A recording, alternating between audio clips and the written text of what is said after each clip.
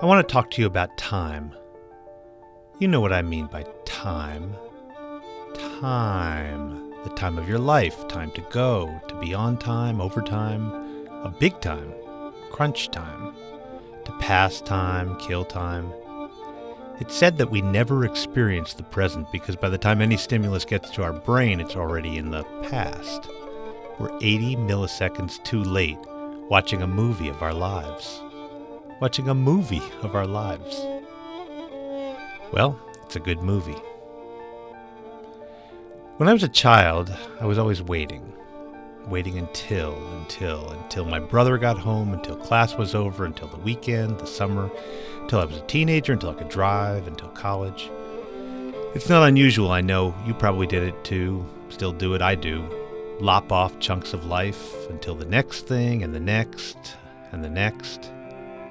Even as a teenager, though, I knew this was a problem, all this anticipation, this giant need that couldn't be filled.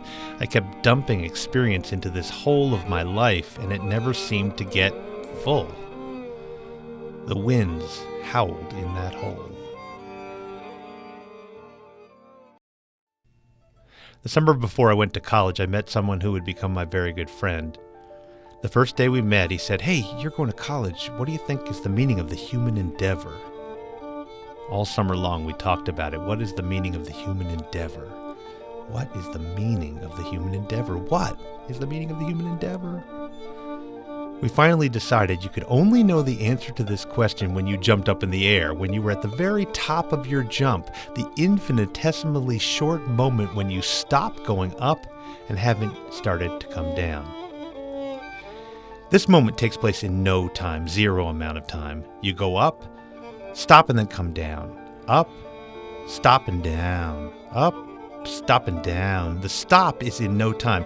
So you can't really know the meaning of the human endeavor, or you know it, but it always ends up just outside your grasp, like time itself. Here's one thing you do know, though. Being with your friend trying to know the meaning of the human endeavor is something good, and it quiets the howling winds of loneliness, and it fills the emptiness of disappearing time. Another good friend told me a story. He was waiting for an after-hours concert to begin, drinking a beer, waiting. Someone he didn't know came up to him and asked, "Hey, what are you doing?" He said, "Well, what? I'm waiting." And the guy said, "Well, stop waiting." It blew his mind. Stop waiting. Just stop waiting. All his life he'd been waiting, and the answer was to stop waiting. When my friend told me that story, it blew my mind too, in a good way, in a way that helped me settle into the movie of my life. To watch the world, as it existed 80 milliseconds ago maybe, but the world, play out in my perception. To engage the swirl of snow outside my window, the sound of the wind, the feeling of these words coming out of my mouth, buzzing my skull bone, the microphone, the idea of you. It's happening now. And in the future, too, when you hear this, whoever you are. So this no time of the moment, we owe this in part to my friend and his back there in time ago distant epiphany. He's in my stop waiting moments. His story changed my brain.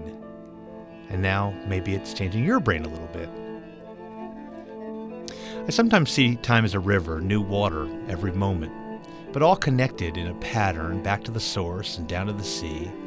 And our lives aren't just the water. You and I, we are also the riverbeds over which the water flows, shaped by the rivers, washed and worn by the rivers, and we flow into one another. So just like each river is connected to all other rivers, we are not alone in time, and all time is connected. Our patterns are shaped by the deepest time, ancestors, millennia, and stardust ago. We boil up into the sky of our shared moments. We rain and tumble rocks into sand.